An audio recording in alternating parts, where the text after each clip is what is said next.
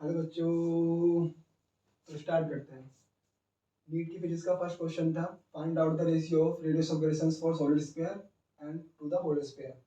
तो सबसे पहले हमें मोमेंट ऑफ इनर्शिया लिख लेना था सॉलिड स्फीयर का, that is equal to 2/5 m² then whole sphere का होता है 2/3 m²। रेडियस ऑफ ग्रेविटेशन निकालने के लिए इसे किसके इक्वल रख लेते हैं, m² के। सॉलिड स्फीयर के लिए मान लेते हैं k1 और होल स्फीयर के लिए मान लेते हैं k2। ठीक है, इक्वेट करेंगे, हम से m कैंसिल आउट हो जाएगा। k1² किसके बराबर आ जाएगा, 2/5 m² के, सॉरी m तो आएगा नहीं, m कैंसिल हो चुका है, r² के। और k2² किसके बराबर हो जाएगा, 2/3 r² के। रेशियो फाइंड आउट करना है, दोनों को डिवाइड कर देंगे। k1² k2² किसके बराबर आ जाएगा, 2/5 r² अपॉन 2/3 r²। r² से r² कैंसिल, 2 से 2 कैंसिल, 3 आ जाएगा ऊपर। k1² अपॉन के k2² किसके बराबर आ जाएगा, 3/5 के। स्क्वायर को हटाने के लिए दोनों तरफ रूट ले लेते हैं, तो रेशियो आएगा k1 upon k2 equals to √3/5। अब आप बोलोगे कि ये ऑप्शन तो यहाँ पर है ही नहीं, तो इसका कोई ऑप्शन था भी नहीं। जो भी स्टूडेंट्स का फोर्थ लगा के आएगा, या हो सकता है कि एनटीएस के सभी के ही 4 मार्क्स दे दें। ठीक है, तो अब आते हैं सेकंड क्वेश्चन पर। तो सेकंड क्वेश्चन था, हमें वर्क फंक्शन गिवन था CS का, पोटेशियम का, सोडियम का, और एनर्जी दी हुई थी इंसिडेंट जो हम कराने वाले हैं। तो एनर्जी का तो हमको पता होता है ना, जब हम एनर्जी इंसिडेंट करेंगे तो वर्क फंक्शन से ज़्यादा होगी एनर्जी, तभी उसमें रेडिएशन हो सकता है। ठीक है, तो इसमें पूछा था कि किस में रेडिएशन होगा। तो एनर्जी जो हम गिरा रहे हैं उसकी वैल्यू कितनी है, 2.2 इलेक्ट्रॉन वोल्ट। और 2.2 इलेक्ट्रॉन वोल्ट वर्क फंक्शन जिसका भी इससे कम है उसमें रेडिएशन हो जाएगा। तो 2.14 कम है, यस इसमें रेडिएशन हो जाएगा। 2.3 ज़्यादा है 2.2 से, इसमें रेडिएशन नहीं होगा। 2.75 ज़्यादा है तो इसमें भी रेडिएशन नहीं होगा। तो केवल किसमें होगा, CS में होगा। That means option 4 is the correct answer. ठीक है,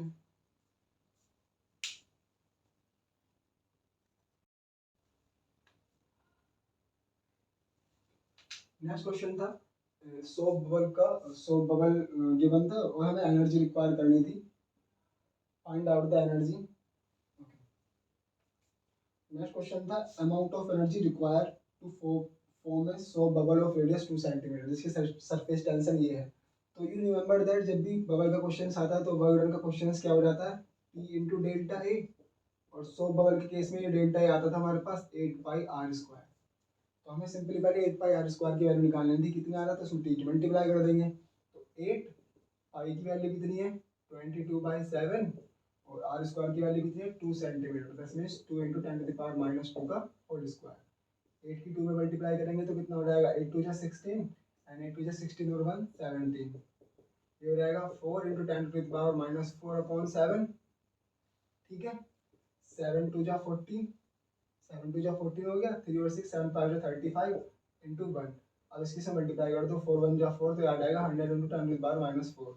now put this value here, इसकी वैल्यू को यहाँ पर रख देंगे। पी की वैल्यू कितनी है, 0.03, और इसकी वैल्यू कितनी है, 100.4 × 10⁻⁴। इसको डिवाइड करेंगे तो नीचे 100 आ जाएगा, 3 किस में मल्टीप्लाई कर दो तो हो जाएगा 301.2 × 10⁻⁶। तो इसको अगर हम सोल्व करेंगे आ जाएगा 3.01 × 10⁻⁴। क्योंकि ये वर्क है तो ये जूल में आ जाएगा। तो इसका ऑप्शन कौन सा हो जाएगा, second is the correct answer. Next question था, we have to find out colour for third band. जब हमें कलर फॉर थर्ड बैंड निकालना था तो सबसे पहले हमें क्या करना है, ये टेबल हमारे को याद होनी चाहिए। How to remember this table, इसके बारे में बाद में बात करेंगे। सबसे पहले जो रेसिस्टेंस हो इसको हमें इस तरीके से लिख लेना चाहिए, 2 × 10⁻³ ±5%। ठीक है, देन सबसे पहले फर्स्ट डिजिट को देखेंगे 2 किसकी है, रेड की, तो ये हो गया रेड कलर।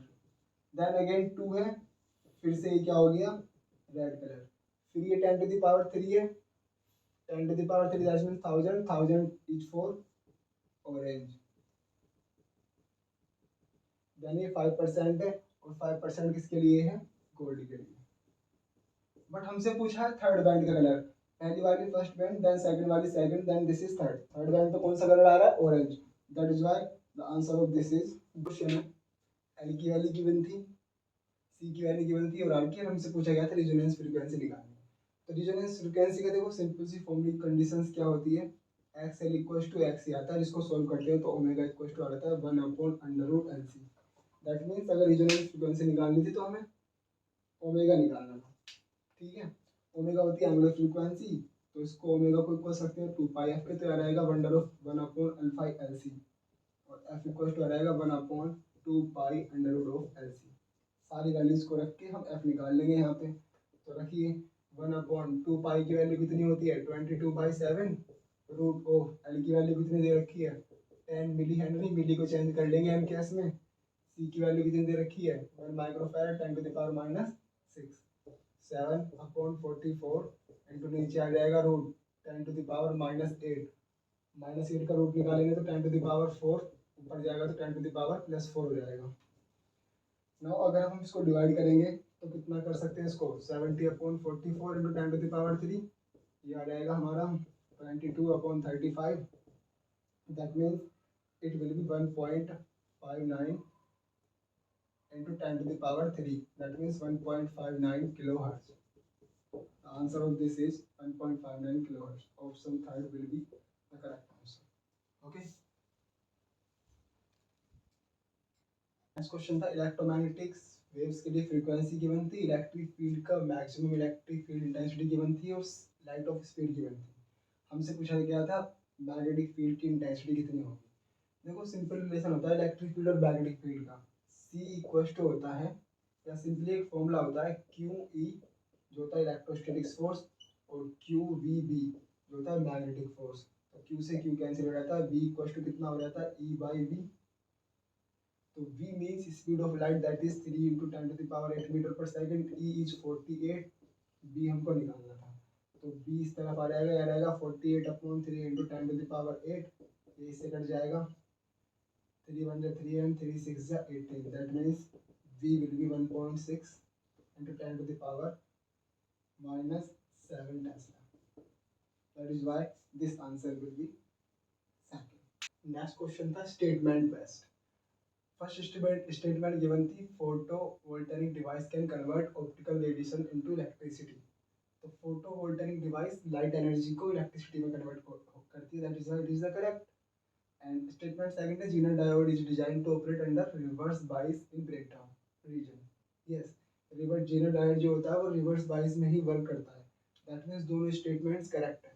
तो दोनों statement correct होने के लिए इसमें options था statement first and second are correct, incorrect. तो last option इसका correct हो जाएगा। That means fourth option इसका correct हो जाएगा, in which it is given that both statements are correct. ठीक है?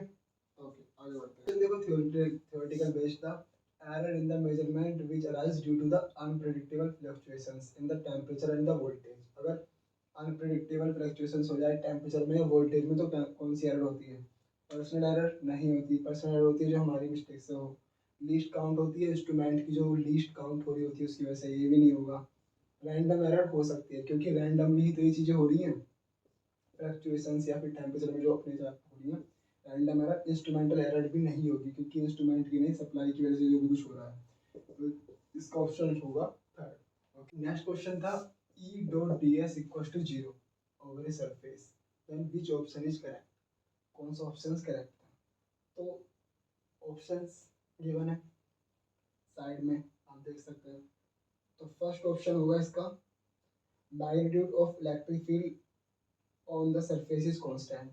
नो, अगर फ्लक्स जीरो है दैट मींस ई जीरो, क्योंकि ds तो जीरो हो नहीं सकता, तो ये तो कांस्टेंट नहीं है, सेकंड करेक्ट हो गया। All the charge must necessarily be inside the surface, ये भी करेक्ट है क्योंकि चार्ज है ही नहीं, अगर इलेक्ट्रिक फील्ड जीरो होता है तो चार्ज अंदर होता ही नहीं है। We know that Gauss theorem कि फ्लक्स इक्वल टू क्या होता है charge inside upon epsilon naught, अगर यही जीरो है E.ds ही जीरो है तो ये भी जीरो होगा, दैट मींस चार्ज भी जीरो हो जाएगा, ये भी नहीं है। Third, the electric field inside the surface is uniform, zero uniform में नहीं आता, that is why third option is also incorrect, that means fourth option will be correct and that is numbers of flux lines entering the surface must be equal to the numbers of flux line leaving। Enter करने वाली negative होती हैं, exit करने वाली positive, इसलिए इसका option क्या हो जाएगा फोर। ठीक है ओके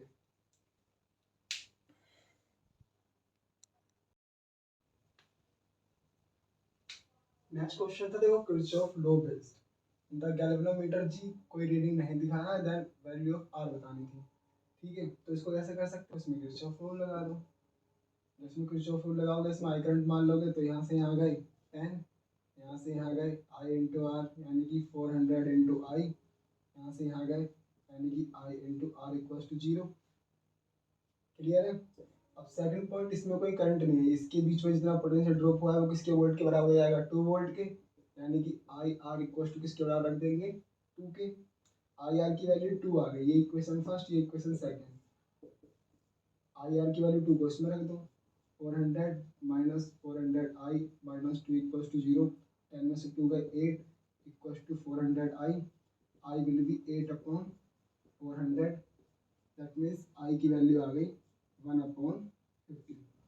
आई की वैल्यू 1/50 आ गई, 1/50 की वैल्यू यहाँ रख दो, तो आर इक्वल टू कितना आ जाएगा 100 ओम।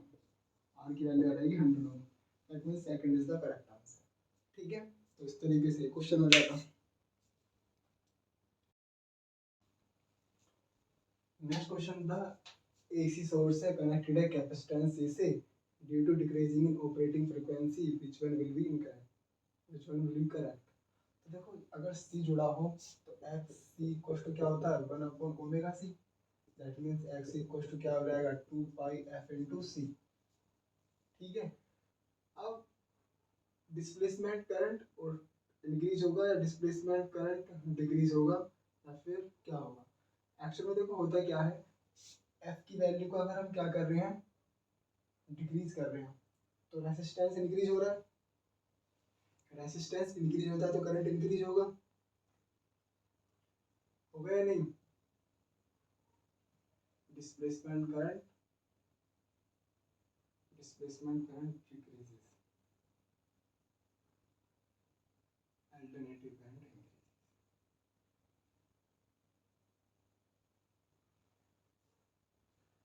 And AC source is connected to the capacitive C.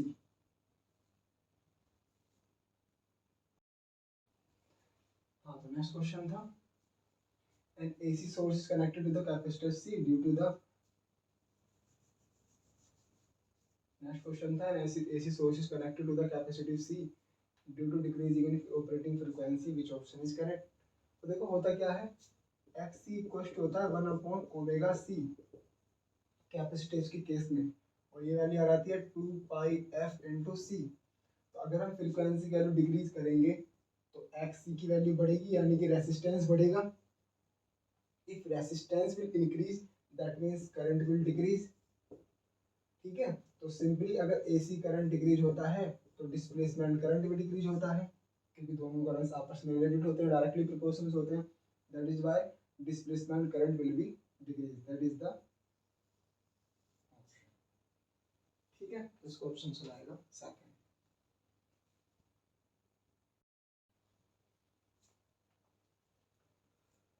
Question number 12, देखो क्वेश्चन नंबर 12 में पूछा गया है the minimum wavelength of the X ray produced by the electron accelerated through a potential difference V is proportional to. तो देखो होता क्या है, जब कोई भी वेवलेंथ होती है उसकी एनर्जी क्या होती है hc अपॉन लैम्डा होती है, hc upon lambda.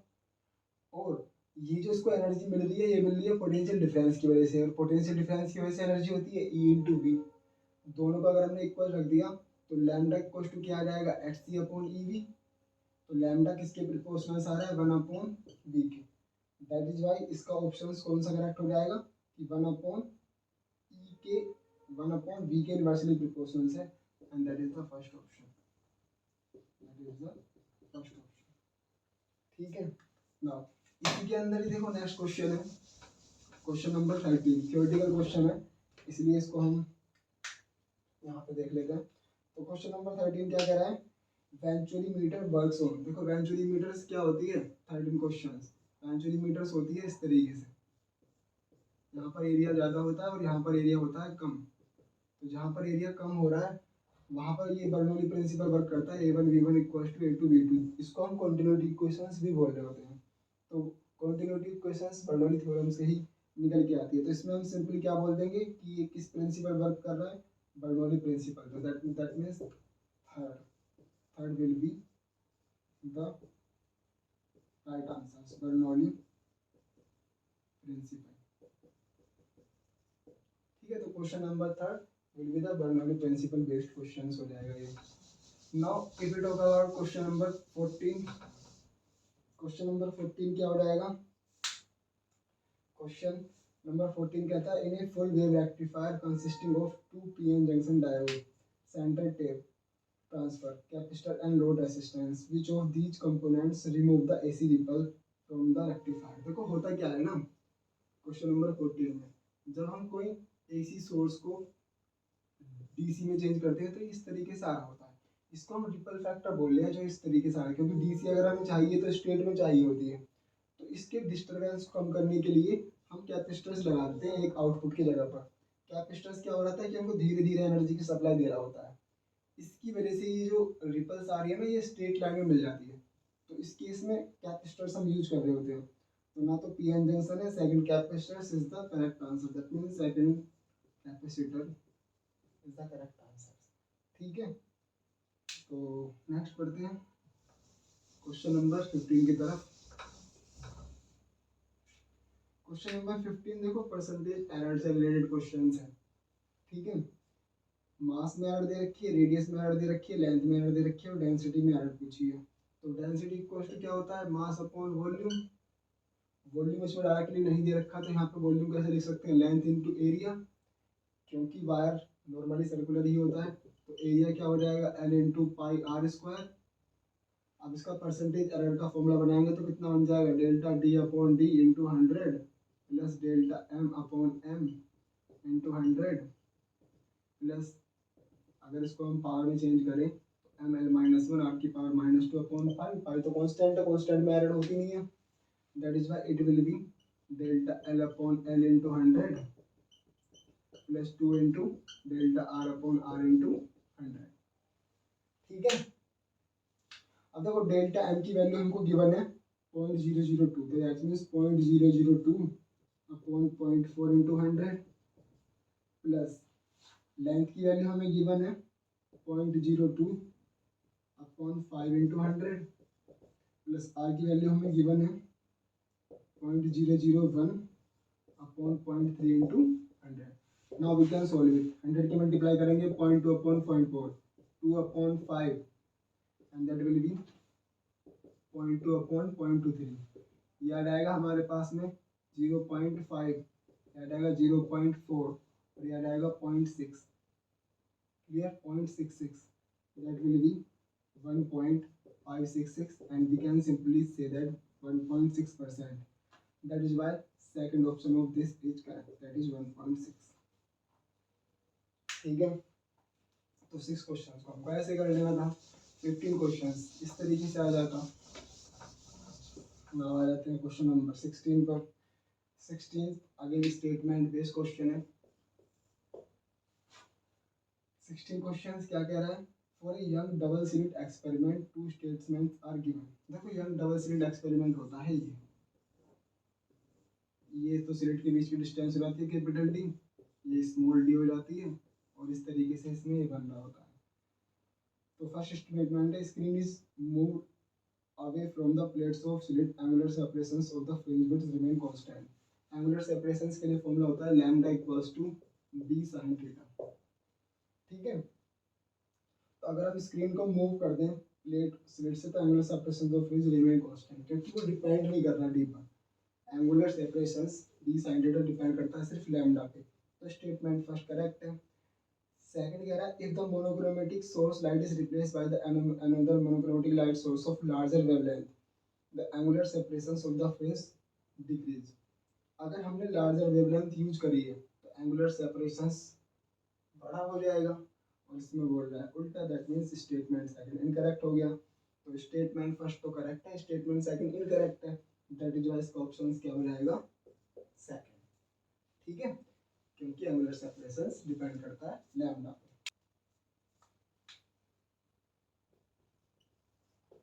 Question number 17 है, एक स्प्रिंग है।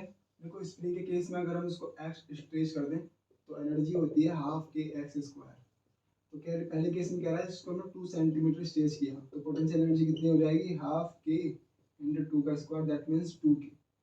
सेकंड केस में कह रहा है कि इसको हमने स्ट्रेच किया है 8 सेंटीमीटर, तो सेकंड केस में पोटेंशियल एनर्जी आ रहेगी हाफ के इंटू 8 स्क्वायर इंटू 32k। तो ये पूछी थी कितनी होगी, पहले वाली 2k है तो उसको मान लेते हैं ये u है, तो इसको लिख सकते हैं 16 इंटू 2k, और 2k की वैल्यू क्या है u, दैट मीन्स 16u। तो सेकंड वाले केस में पोटेंशियल एनर्जी कितनी आ जाएगी हमारी 16 पोटेंशियल एनर्जी आ जाएगी। आ गया समझ में, ठीक है आगे।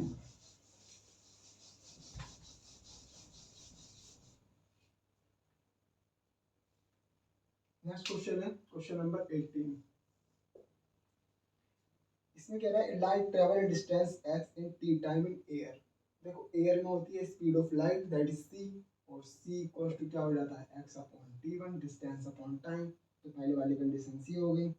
दूसरी वाली कह रहा है इन डेंसर मीडियम में 10x डिस्टेंस ट्रेवल करता है t टाइम में, that means speed will become v, क्योंकि लाइट जब एयर के अलावा किसी और मीडियम में एंटर करती है तो लाइट की स्पीड चेंज हो जाती है। v इक्वल्स टू आ जाएगा 10x अपॉन t2। तो सबसे पहले तो हम रिफ्रैक्टिव इंडेक्स निकाल लेंगे, फिर क्रिटिकल एंगल। देखो रिफ्रैक्टिव इंडेक्स इक्वल्स टू क्या होता है, equals to c upon v, that means n will be x upon t1 and 10x upon t2। x cut जाएगा, t2 ऊपर आ जाएगा, t2 upon 10t1। But critical angle का formula होता है 1 upon n equals to sine c। 1 upon n की value क्या है t2 upon tan t1, that means sin c will be tan t1 upon t2, तो c will be sin inverse tan t1 upon t2। ठीक है, तो ये option है tan t1 upon tan t2 का ऑप्शन नंबर थर्ड, तो इसका option सा रहेगा थर्ड। ठीक है, तो क्वेश्चन नंबर 18 को हमको ऐसे कर लेंगे। नेक्स्ट क्वेश्चन है क्वेश्चन नंबर 19। एक 12 वोल्ट एंड 60 वॉट की एक secondary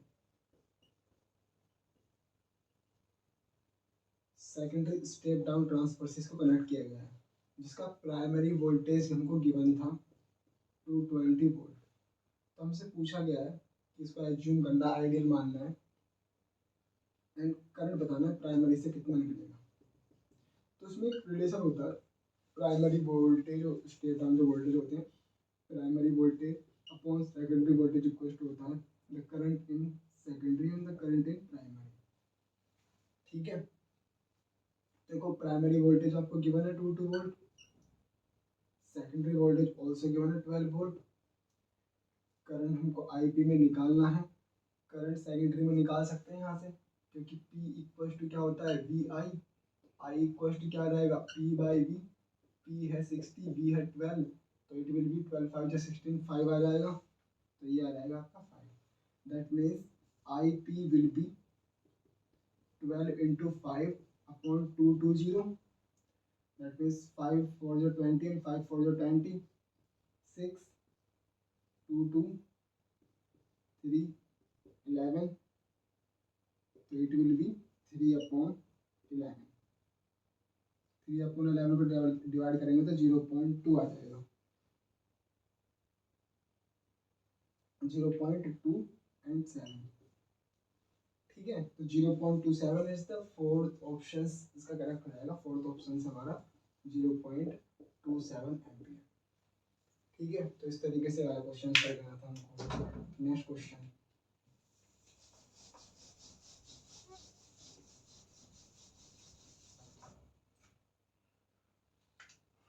question number 20।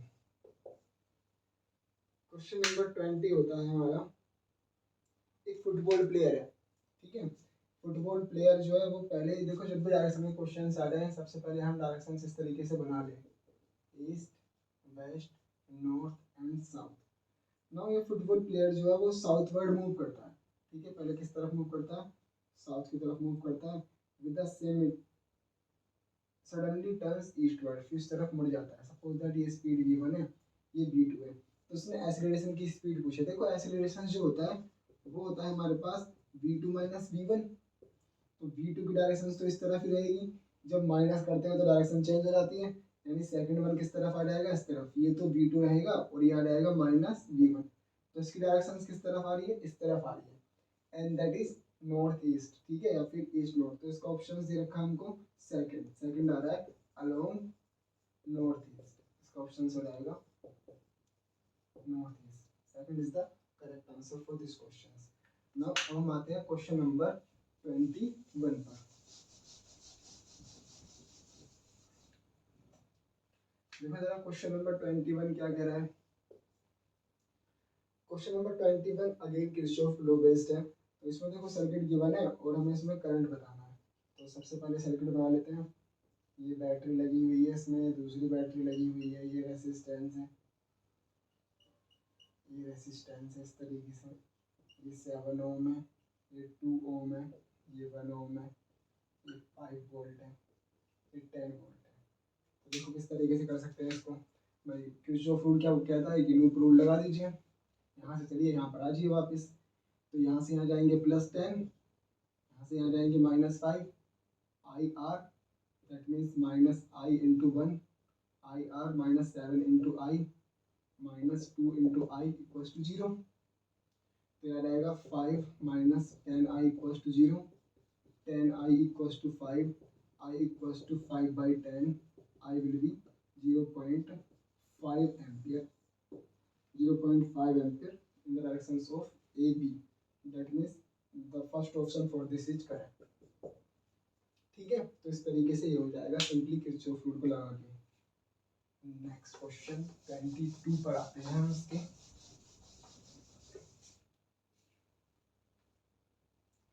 Question number 22, question number 22 कहता है angular accelerations of a body moving along the circumference of the circle is.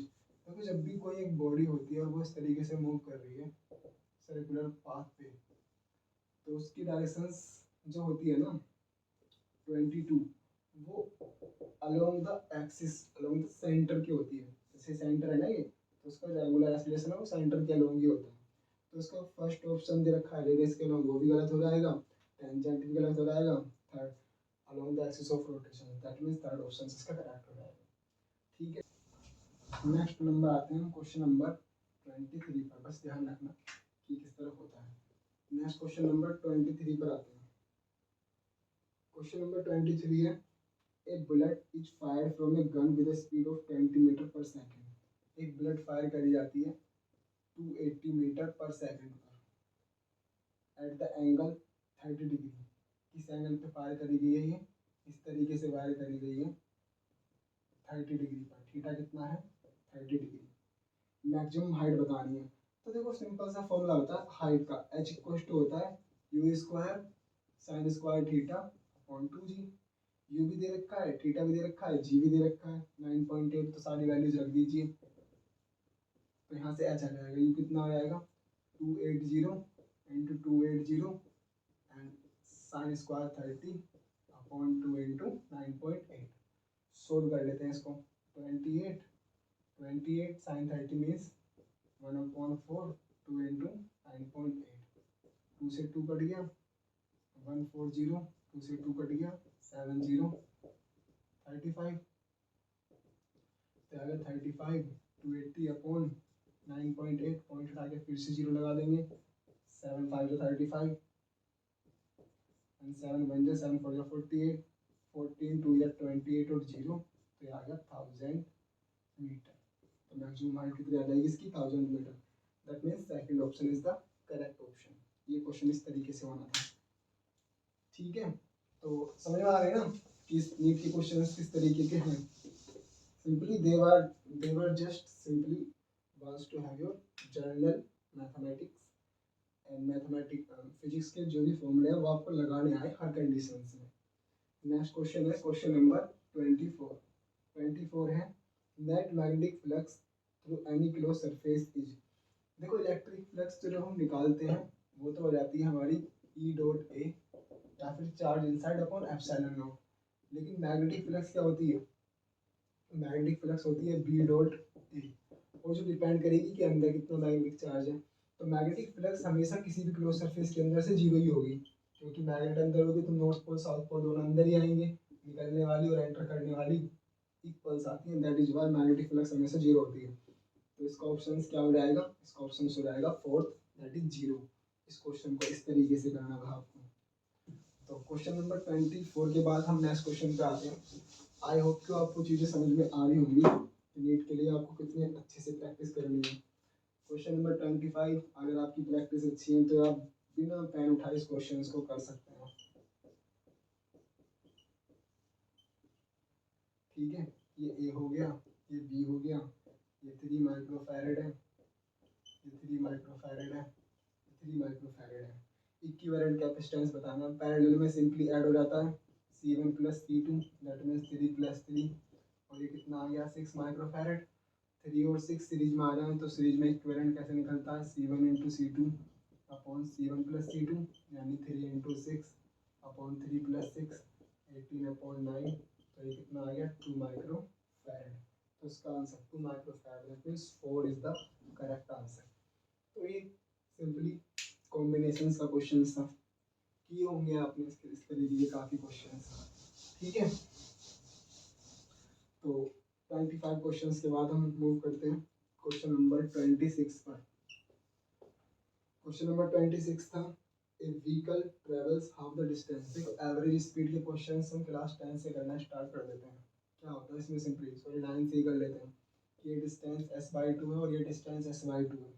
Half distance travel करता है b से और अनदर हाफ मूव करता है 2b से। एवरेज स्पीड बतानी है क्या आएगी। एवरेज स्पीड इक्वल टू क्या होता है, total distance upon total time. Total distance तो s है, टाइम निकाल लेंगे दोनों केस में अलग अलग। इस केस में टाइम क्या रहेगा, distance upon speed, that means s upon 2b। इस केस में कितना आ जाएगा s अपॉन 4b। ठीक है, दोनों का एलसीएम लेंगे, 2b का इसका तो कितना रहेगा 4b, that will B 2s plus s, 4b ऊपर आ जाएगा तो रहेगा 4bs अपॉन 3s, s से s कर दिया जाएगा, and that will B 4/3 into v। तो एवरेज स्पीड आ जाएगी इसकी 4/3 v, और जो इसका ऑप्शन है सेकंड, तो इसका आंसर क्या आ जाएगा, ऑप्शन नंबर सेकंड। तो क्वेश्चन नंबर 26 आप कर लोगे इसका इस तरीके से। सिंपल क्वेश्चन है, किया हुआ क्वेश्चन से आपके द्वारा। नेक्स्ट क्वेश्चन पे मूव करते हैं, क्वेश्चन नंबर 27। 27 क्वेश्चन नंबर है अगेन रेडियो एक्टिविटी से। क्वेश्चन नंबर 27 कह रहा है, हाफ टाइम की पीरियड दे रखा है किसी का भी, किसी रेडियो एक्टिव सब्सटेंस का 20 मिनट्स है, और ये कह रहा है कि कितने टाइम के बाद ये 1/16 रह जाएगा इनिशियल्स का। देखो इसकी सिंपल सी एक साइकिल बन जाती है। सपोज दैट कि हमने ये सब्सटेंस लिया, तो ये कितने टाइम में हाफ हो जाएगा, t हाफ में हाफ हो जाएगा। अगर n लिया होगा तो n/2 हो जाएगा या नहीं। फिर अगेन एक और टाइम इंटरवल के बाद फिर हाफ हो जाएगा, यानी कितना रह जाएगा n/4 रह जाएगा या नहीं। फिर से अगेन एक और टाइम हाफ पीरियड लिया, उस हाफ पीरियड में कितना हो जाएगा n/8 हो जाएगा या नहीं। फिर एक और हम हाफ पीरियड लेंगे तो n/16 रह जाएगा लास्ट में। तो फिर काउंट कर लेते हैं कितने टाइम पीरियड हुए, 1 2 3 4, 4 हाफ पीरियड हुए। दैट मीन्स इसका आंसर क्या रहेगा, एक हाफ पीरियड 20 मिनट्स का है, 4 कितने के हो जाएंगे 4 into 20, that means 80 minutes. 80 minutes is the correct answer. तो इसका ऑप्शन नंबर हो जाएगा हमारा third is the correct answer. ठीक है, तो question number 27 radio activity 12th class में पढ़ते हो आप। नेक्स्ट क्वेश्चन है क्वेश्चन नंबर 28। इसमें रखा था एक गैस है जिसका इनिशियल टेम्परेचर है -50 डिग्री सेल्सियस। कैलविन में निकालेंगे तो 273 ऐड कर देंगे और यह रहेगा 243 कैलविन, और इस पे स्पीड है इसकी v1। ये कह रहा है कि टेम्परेचर क्या रखें कि इसकी स्पीड 3 टाइम्स हो जाए। तो सिंपल सा फॉर्मूला होता है स्पीड का, RMS इसकी स्पीड का, VRMS इक्वल होता है √3RT/m। ठीक है, तो VRMS स्पीड अगर हम इसके निकालेंगे तो फर्स्ट केस में निकालेंगे तो क्या रहेगी 3RT और T है 243/m, और सेकंड वाले केस में निकालेंगे तो कितनी आ जाएगी 3R। टेम्परेचर कितना हो जाएगा इस केस में T + 243, that means we can simply say that कि we have to find out this temperature. तो हम मान लेते हैं इसको T2/m। V2 is given 3 times, तो यहाँ पर रख देंगे V1 की वैल्यू क्या जाएगा, ये 3r/t2/m, v1 की वैल्यू रख देंगे, कितना आ जाएगा 3r इंटू 243/m, दोनों तरफ स्क्वायरिंग कर देंगे, कितना आ जाएगा 3r/t2/m 9, 3r into 243/m, m से m कैंसिल, r से r कैंसिल, ठीक है, क्लियर है नहीं, और 3 से 3 कैंसिल, तो T2 will be equals to, T2 किसके बराबर आ जाएगा 9 इंटू दिस, 9 3 जा 27 का 2, 9 4 जा 36, 36 एंड 3 39, 9 2 जा 18 और 18 3 217, ये आया डिग्री केल्विन में, इसमें से 273 माइनस कर देंगे तो डिग्री सेल्सियस में आ जाएगा, दैट विल बी 4291, और ये ऑप्शन में था ही नहीं, दैट इज वाई ये क्वेश्चंस भी सभी को 4 मार्क्स देके जाएगा, ठीक है। Next question number, next question था क्वेश्चन नंबर 29, तो 29 क्वेश्चन नंबर में क्या था, इफिशियंसी ये बनती कार्नोट इंजन की जो कितनी थी 50%, दैट मींस 1/2, टी सोर्स का टेम्परेचर दे रखा था 327 डिग्री सेल्सियस, केल्विन में चेंज करेंगे 273 ऐड कर देंगे, that means it will be 600 kelvin, और टी सिंक का टेम्परेचर पूछा था क्या होगा, तो इसकी इफिशियंसी का फॉर्मूला होता है 1 minus T sink upon T source, तो इफिशियंसी 1/2 रख देंगे, 1 माइनस टी सिंक हो जाएगा और टी सोर्स हो जाएगा 600, तो T upon 600 equals to 1/2, cross multiply करेंगे, T S into 2 will be 600, that means T L will be 300 kelvin, और इसको अगर डिग्री सेल्सियस में निकालोगे तो it will be 27 degree Celsius, and that is the fourth option हो जाना था इसका, सिंपली फॉर्मूला बेस्ड क्वेश्चन था ये भी, 10th क्लास में उसको करते हैं और 11th क्लास में उसको करते हैं कार्नोट इंजन की इफिशियंसी निकालने के लिए, ठीक है ना। तो question number 29 simply formula based question ही था।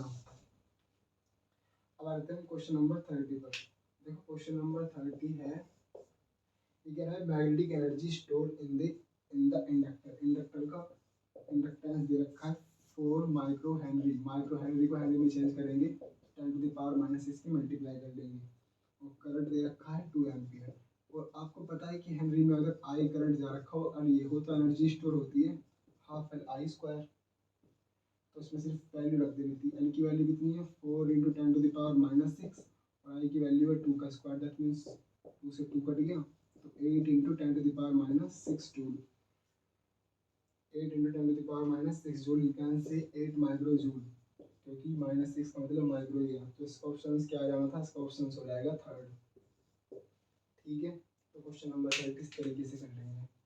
नेक्स्ट क्वेश्चन पे आते हैं, नेक्स्ट क्वेश्चन है हमारा क्वेश्चन नंबर 31, क्वेश्चन नंबर 31 देखिए एक बार क्या कहता है, let a wire be suspended from the ceiling rigid stretch by the W at the free end, एक वायर को अगर हमने इस तरीके से हैंग कर दिया वन एंड से, ठीक है, तो इसका वेट डब्ल्यू है, डब्ल्यू इस तरीके से लग रहा है और इसका एरिया ए है, तो इसने पूछा था what will be the longitudinal stress, देखो क्वेश्चन नंबर 31,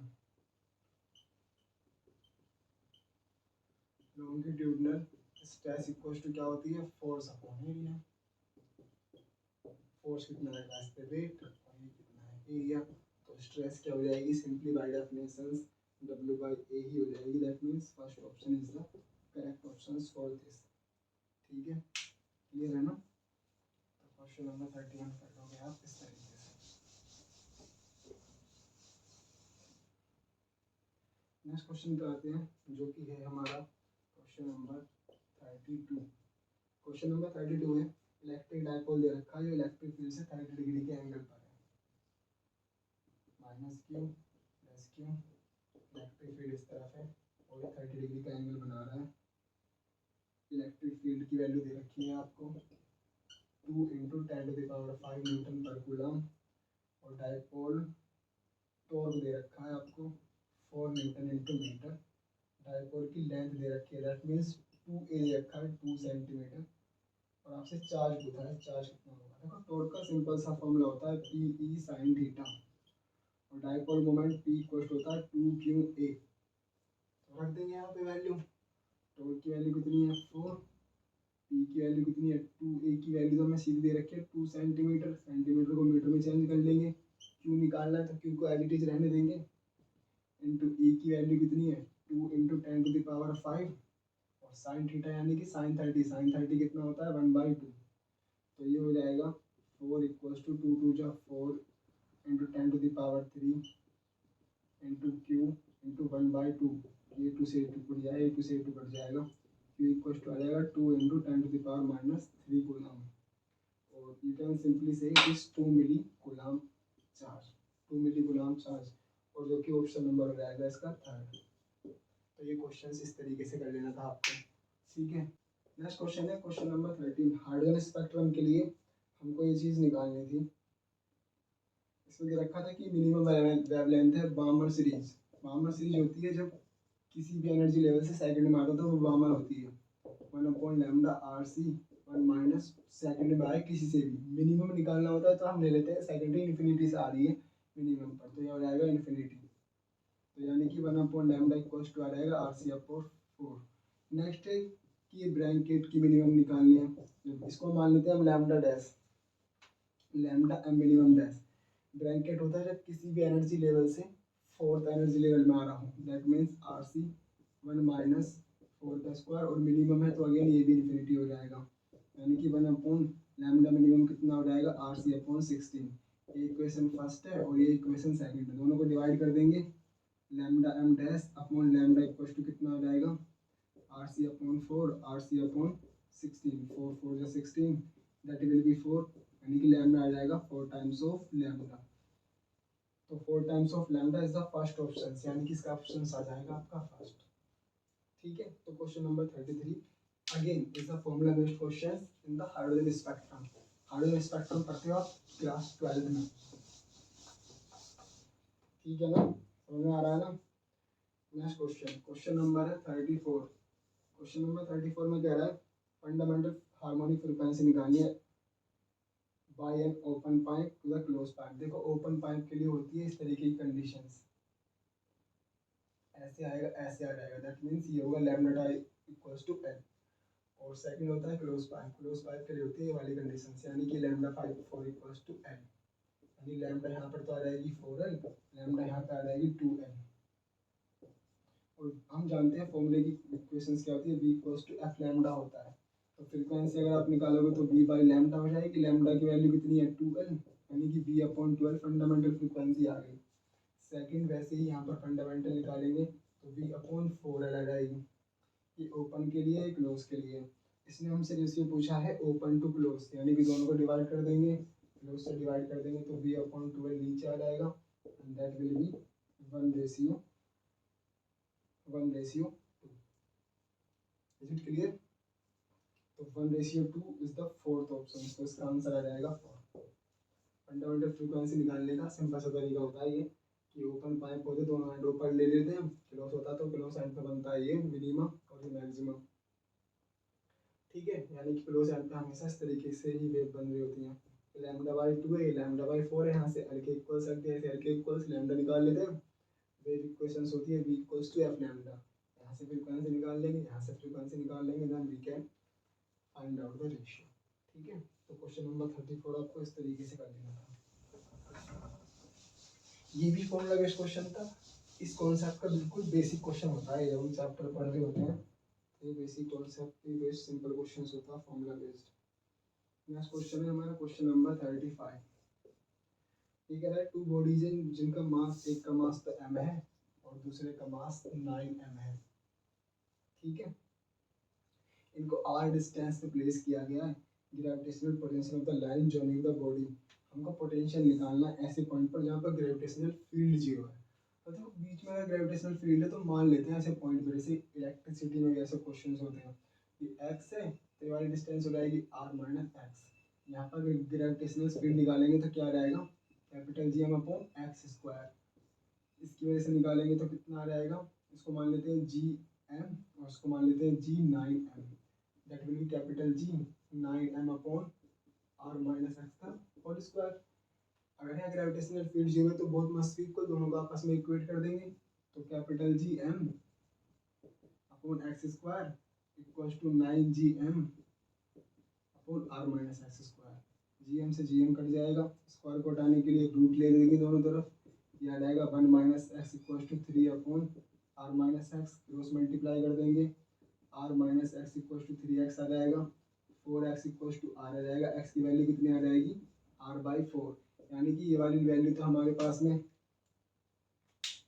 ये वाली वैल्यूज तो हमारे पास में आ गई r/4, क्या आ गई r/4, और ये हो जाएगी 3r/4। अब यहाँ पोटेंशियल निकाल दो, तो पोटेंशियल का फॉर्मूला क्या होता है, minus capital G M upon R, R की जगह पे सिंपली मान लोगे आप स्मॉल आर। तो जब इसकी वजह से निकालोगे तो कितना आ जाएगा, माइनस कैपिटल जी एम, और आर कितना है r/4। इसकी वजह से निकालोगे तो कितना हो जाएगा, माइनस कैपिटल जी 9m अपॉन 3r/4, 3 3 जा एंड 4 ऊपर आ जाएगा यहाँ पे भी 4 ऊपर आ जाएगा, ये हो जाएगा आपका -4 capital G M upon R, और ये हो जाएगा -12 capital G M upon R. 4 और -12 कितना हो जाएगा, 16 capital G M upon R, और 16 capital G M upon R इसका सेकंड ऑप्शन है। ठीक है, that is my second is the correct answer. Second option इसका इस तरीके से हो जाएगा। ठीक है, इस तरीके से आप 35 क्वेश्चंस को कर लोगे। बचे हैं इसके लास्ट के 15। नेक्स्ट क्वेश्चन है क्वेश्चन नंबर 36। इसमें क्या कह रहा है कि एक वुड का ब्लॉक है और हमने एक बुलेट फायर करी है यहाँ से यू स्पीड पे। देन ये कह रहा है कि ये 24 सेंटीमीटर चलता है और उसकी स्पीड रह जाती है u/3, और उसके बाद में कुछ और डिस्टेंस चलेगा तो इसकी फाइनल स्पीड 0 हो जाएगी। तो उसने पूछा था कि टोटल डिस्टेंस बतानी कितनी। तो इसको मान लेते हैं फर्स्ट सेगमेंट, उसको मान लेते हैं सेकंड सेगमेंट। तो पहले वाले में इक्वेशंस लगाएंगे, v² equals to u² plus 2as, यहाँ से a निकाल लेंगे, फिर पूरे के लिए लगा के a की वैल्यू रख देंगे वहाँ पर। तो पहले वाले केस में देखो v कितना हो गया u/3, और इनिशियली u ही है, प्लस 2a, और s कितना है 24 सेंटीमीटर।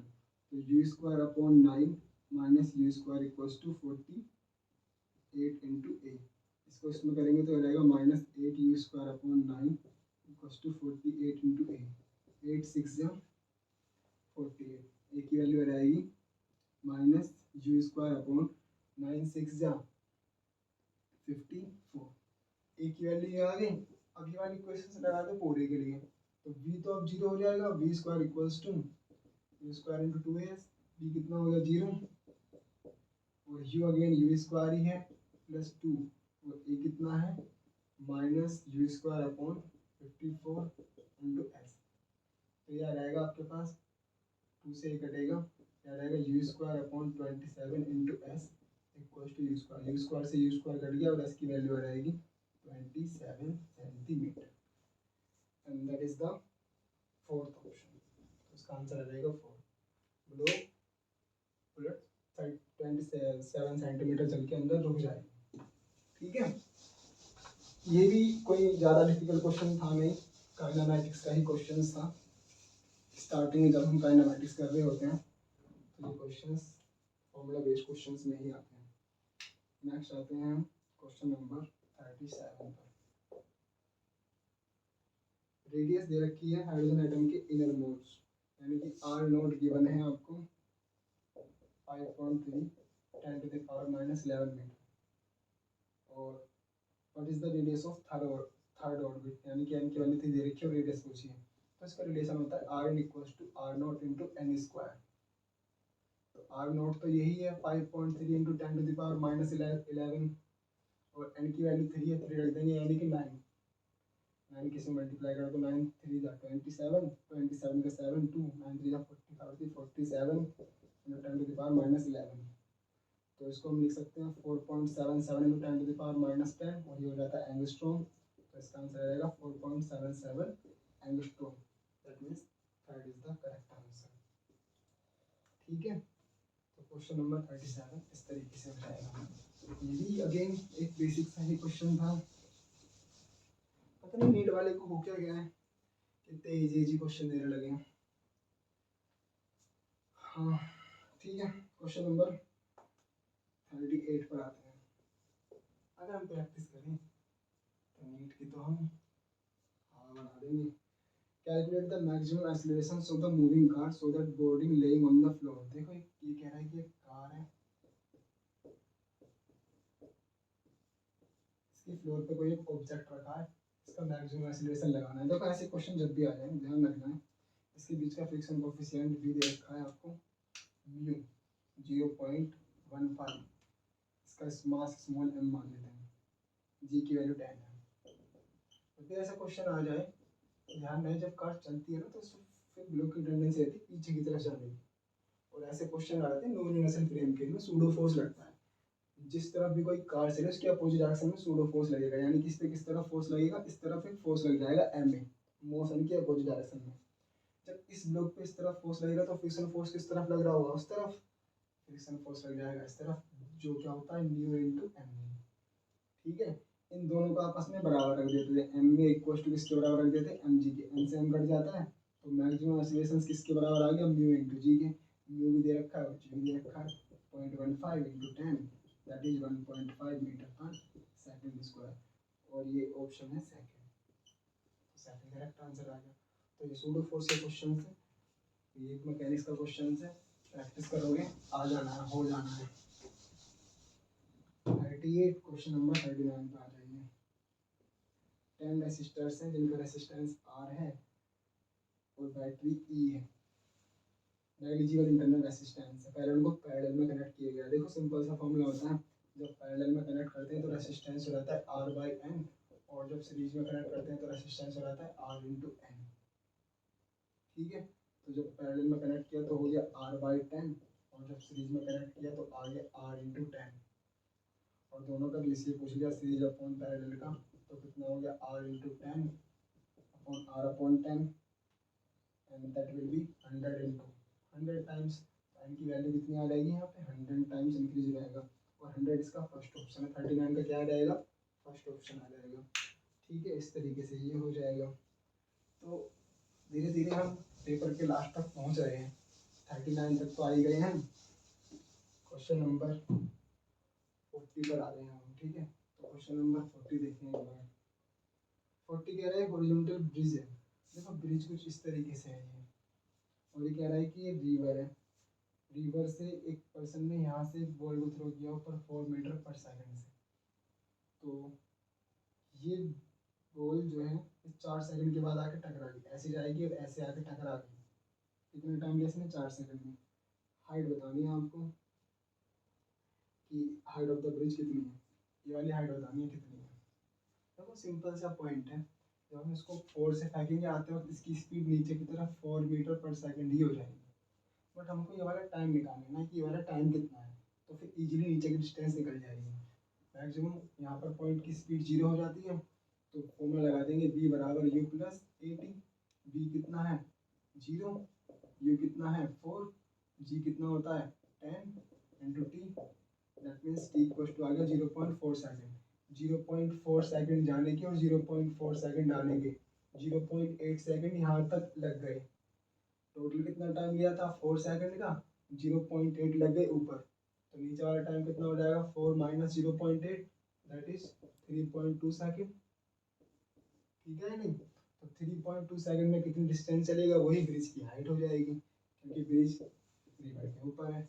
तो इनिशियल स्पीड कितनी है इस केस में u 4 मीटर पर सेकंड है, इस तरफ आ रहा है, टाइम कितना है 3.2 सेकंड, और g कितना है 10, ऐसे इक्वल टू किससे निकाल लेंगे ut plus half at square से, u कितना है 4, 3.2 हाफ g कितना है 10, और स्क्वायर कर देंगे 3.2 इंटू 3.2, तो हो जाएगा 4 दूनी 8 और 4 3 12, ये हो जाएगा 5, 5 दूनी 10 80 15 16 इंटू 3.2, तो आ गया 12.8 प्लस 16 2 जा 2, 16 3 जा 48, 48 एंड 3 51, अगर इसको ऐड करेंगे तो आ जाएगा 51 और 12 64 मीटर, तो ब्रिज की हाइट है 64 metre, second is the correct answer.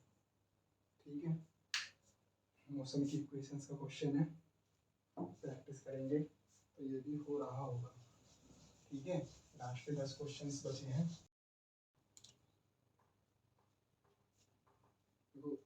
Next question है 41 क्वेश्चन नंबर 41, लास्ट के 10 क्वेश्चन बचे हैं, ठीक है। इसमें क्या दे रखा है, एक इंडक्टिव कॉइल दे रखी है, एक कैपेसिटर दे रखा है और एक रेजिस्टेंस दे रखा है, और नीचे एक बैटरी की सप्लाई है एसी वोल्टेज की, 220 वोल्ट दे रखा है और 50 हर्ट्ज दे रखा है। ये वैल्यू दे रखी है 50/5, ये दे रखी है 10⁵ माइक्रोफैरड, ये है मिली हेनरी और ये है 10 ओम। और आपसे इसमें पूछा गया रेजिस्टेंस बताना, इम्पीडेंस बताना सर्किट का। देखो इम्पीडेंस सिंपली पता होता है आपको, इम्पीडेंस का फॉर्मूला होता है Z = R² plus XL minus XC का होल स्क्वायर।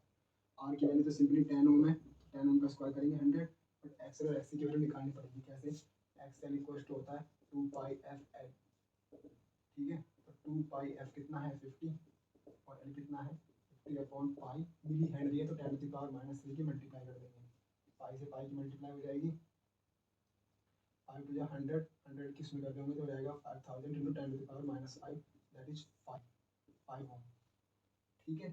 सेकंड निकालेंगे एक्स की वैल्यू, एक्स इक्वल होता है 1/2πf × c, तो 2πf की वैल्यू है 10⁻³ माइक्रो में है तो 10⁻⁻6 की मल्टीप्लाई कर देंगे, ठीक है। और है हमारा 50 की मल्टीप्लाई कर दी, पाई से पाई कट गया, ये हो जाएगा 100 और दैट मीन्स ये आ जाएगा 10⁻⁵ 10⁻⁻6 ऊपर जाएगा तो 10 बच जाएगा, एक्स की वैल्यू 10 आ गई, तो यहाँ हो जाएगा 5 - 10 का whole square, that means 100 + 25 that is 125, that is 5√5 ohm, that is the second option. इसका आंसर आ जाएगा सेकंड, ठीक है। अगेन ये भी एक फॉर्मूला ही लगाना है आपको और आंसर आ जाना है। 41 क्वेश्चन इस तरीके से आ गया। नेक्स्ट क्वेश्चन पे आते हैं, क्वेश्चन नंबर 42 पर, ठीक है। क्वेश्चन नंबर 42 अच्छा क्वेश्चन है। देखो ये टाइम पीरियड एक सैटेलाइट का T, तो आपको ये क्वांटिटीज बतानी है कि किसको रिप्रेजेंट कर रहे हैं 3π/GD।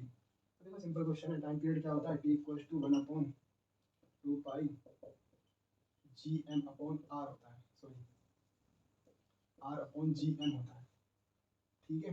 अगर हम दोनों तरफ स्क्वायर कर दें तो T² कितना आ जाएगा 4π² R/GM आ जाएगा। और मास इक्वल टू अगर हमें निकालना हो तो मास इक्वल टू क्या होता है, volume into density, that is 4/3 pi into R की वॉल्यूम हो गया, डेंसिटी मान ली थी, 4π से 4π कट जाएगा और एक आर की पावर, ये ऊपर था आर की पावर 3 होता है, ठीक है, फॉर्मूले में ये भी आर की पावर 3 है, आर की पावर 3 से आर की पावर 3 कट जाएगा और 3 ऊपर आ जाएगा, that means T² will be 3π/GD। तो 3π/GD की वैल्यू किसके बराबर आ गई, T² की, T² is the first answer, ठीक है। T² क्या है फर्स्ट। नेक्स्ट आते हैं क्वेश्चन नंबर 43 पर। देखो ये भी फॉर्मूला बेस्ड क्वेश्चन था, चाहते तो आप इसको डायमेंशन से भी कर सकते थे। डायमेंशन से कैसे करोगे इसे, इधर का 3π/GD, इसकी तो कोई डायमेंशन होती नहीं है, जी की डायमेंशन रख दो, डी की डायमेंशन रख दो और T² आ जाती है, ठीक है। तो इस तरीके से भी आप इसको कर सकते हैं अगर आपको डायमेंशन पर अच्छी कमांड है तो। नेक्स्ट क्वेश्चन है 43 क्वेश्चन है, two thin lenses of same focal length f but the convex and the other is concave, दोनों को एक साथ रख दिया ऐसे, तो इसकी फोकल लेंथ बतानी है क्या हो जाएगी। तो कॉन्वेक्स की फोकल लेंथ पॉजिटिव होती है, कॉन्केव की नेगेटिव, और रिजल्टेंट निकालने का फॉर्मूला क्या होता है 1/f1 + 1/f2, तो 1/f इक्वल टू क्या हो जाएगा +f - 1/-f plus minus cancel out हो जाएंगे, तो 1/f इक्वल टू 0, तो f इक्वल टू क्या हो जाएगी इन्फिनिटी। तो अगर एक कॉन्केव और convex lens same focal length की वो मिला दे तो वे प्लेन लेंस की तरह काम करते हैं, प्लेन लेंस की फोकल लेंथ इन्फिनिटी होती है, that is why it will become third is the infinity, third का ऑप्शन है इन्फिनिटी। नेक्स्ट क्वेश्चन है इसका क्वेश्चन नंबर 14 लॉजिक गेट्स का क्वेश्चन है, ठीक है। Logic gate question number 44, logic gates का क्वेश्चन है क्वेश्चन नंबर 44।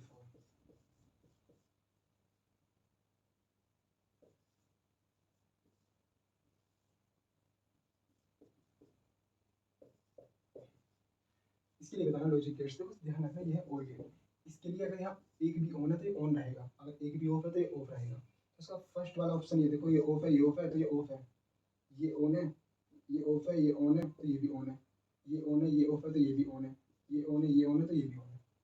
तो और गेट की स्पेसिफिकेशन क्या होती है, दोनों में से कोई भी एक ऑन होना चाहिए तो ऑन रहेगा। देखो दोनों ऑफ है तो ये ऑफ है, एक ऑन है तो ये ऑन है, एक ऑन है तो भी ये ऑन है और दोनों ऑन है तो भी ये ऑन है।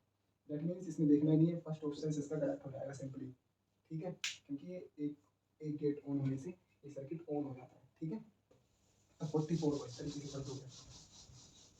नेक्स्ट क्वेश्चन है क्वेश्चन नंबर 45। लास्ट इसका क्वेश्चन है, थोड़ा सा देख लेते हैं भाई, काफ़ी टाइम हो गया हमें भी क्वेश्चन सोल्व करते हुए। इसमें क्या कर रहा है कि इस तरीके का स्ट्रक्चर है, इसमें आई करंट है, इसमें आई करंट जा रहा है, उसके सेंटर पे की पॉइंट है, इलेक्ट्रिक फील्ड बताना है। सबसे पहले तो मैग्नेटिक फील्ड सर्कुलर रिंग के लिए होता है म्यू नॉट आई, क्या होता है mu naught I upon 2r। ये हाफ रिंग है तो हाफ की मल्टीप्लाई कर देंगे, तो रिंग की वजह से कितना आ जाएगा magnetic field mu naught I upon 4r। Bar की वजह से मैग्नेटिक फील्ड होता है mu naught I upon 4 pi R. ये दो बार है इसलिए दो की मल्टीप्लाई कर देंगे। देखो रिंग की वजह से आ रहा है बाहर की तरफ, यानी कि हम बोल सकते हैं डॉट, बाहर की वजह से आ रहा है अंदर की तरफ, हम बोल सकते हैं क्रॉस। तो B W will be mu naught I upon 2 pi R. Resultant निकालेंगे, दोनों को सब्ट्रैक्ट कर देंगे, ठीक है। That means ring minus wire, क्या आ जाएगा mu naught I upon 4r minus mu naught I upon 2 pi R. इसमें से कॉमन ले लेंगे mu naught I upon 4r, क्या रहेगा 1 माइनस 2 अपॉन पाई। तो रिंग की वजह से क्या था अंदर की तरफ था ना, तो अभी फ्रॉम द पेज इसका ऑप्शन हो जाएगा second is the correct option for this, ठीक है।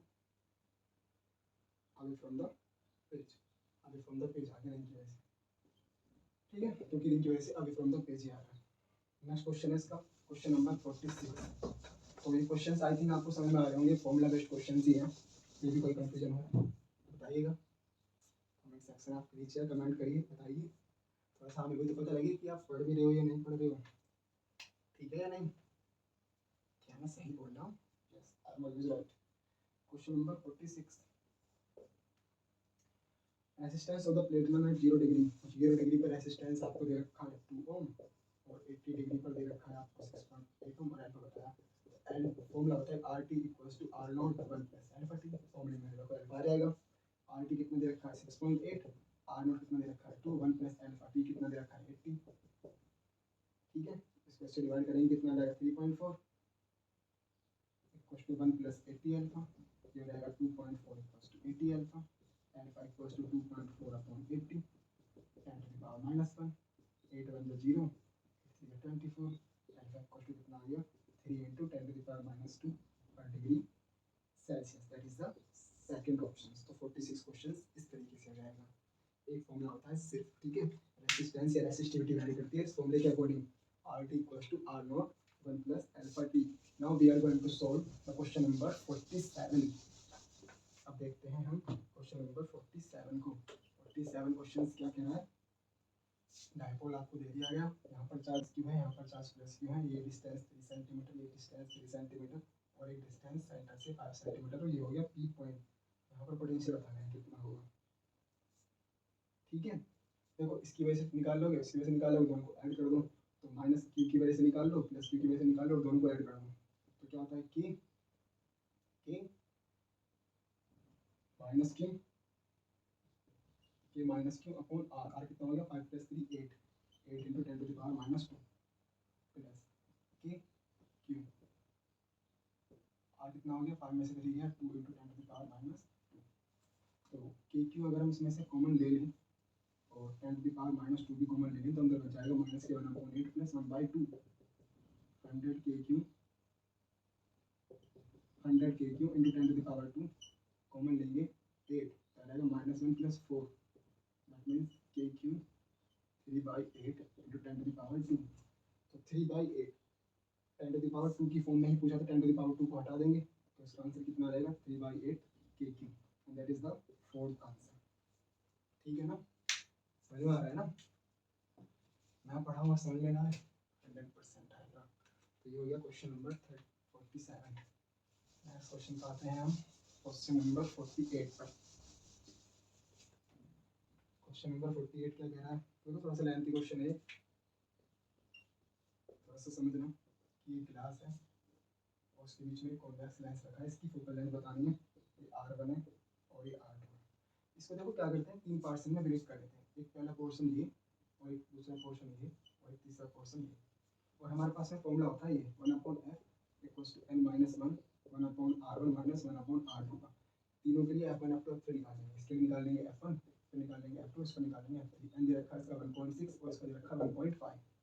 तो निकालते हैं पहले f1, R1 होता है पहला सरफेस, इसके लिए तो R1 इन्फिनिटी हो गया, कोलन हो गया 1.6 यानी 1.6 माइनस 1 ये हो जाएगा 1/∞ माइनस 1 दूसरा वाला इस तरफ आती है तो पॉजिटिव होती है लेंस और R1 और R2 दोनों ही रखे हैं 20 तो ये कितनी हो जाएगी 20 दैट मीन्स 0.6 इंटू माइनस के 1/20 इसको हटा दिया ये आ गया -3/100 1/f1 आ गया -3/100 फिर निकाल लेंगे सेकंड के लिए 1/f2 1/f1 जैसे आया वैसे निकाल लेंगे 1/f2 1/f2 विल बी अब आ जाएगा n 1.5 माइनस 1 R1 इस तरफ आ रहा है तो पॉजिटिव R1 इस तरफ आ रहा है तो negative negative plus that will be 0.5 into 1/10 that will B 1/20 1/f2 आ गया 1/20 फिर इसके लिए निकाल लेंगे 1/f3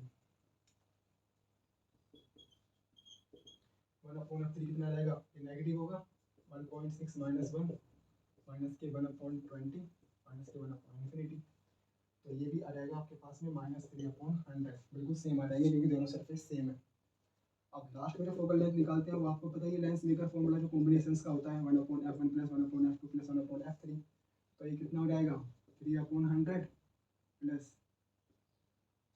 5/100 प्लस 3/100 100 एलसीएम लिया याद आएगा -3 प्लस 5 -3 दैट इज -1/100 तो एफ कितनी आ जाएगी -100 सेंटीमीटर तो इस कॉम्बिनेशन की जो फाइनल फोकल लेंथ आएगी वो आएगी आपके पास -100 centimetre and that is the second option for this इसके लिए सेकंड ऑप्शन हो जाएगा समझ में आया तो इस तरीके से आप इसे कर लोगे तो भाई हम पेपर को बिल्कुल एंड करने की कगार पर हैं 2 क्वेश्चन सिर्फ और सिर्फ बचे हैं बहुत मेहनत लगी है बहुत देर से लग रहा है लाइक कर दीजिएगा ठोक दीजिएगा ठोक क्वेश्चन नंबर 59 है 49 एक वायर है जिसका मैग्नेटिक फील्ड आपको दे रखा है